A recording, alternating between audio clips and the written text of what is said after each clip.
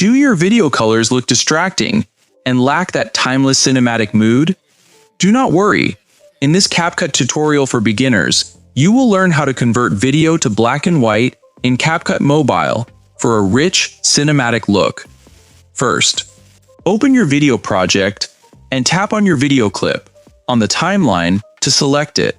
Now, scroll the bottom toolbar to the right and tap on the Adjust icon. Scroll through the Adjust tools and tap on Saturation.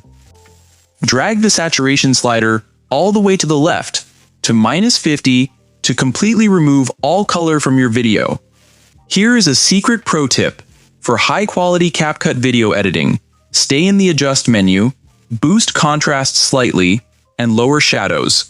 This prevents a dull gray look and gives you deep, rich cinematic blacks. Now, tap on the check mark and press play to review your classic black and white video.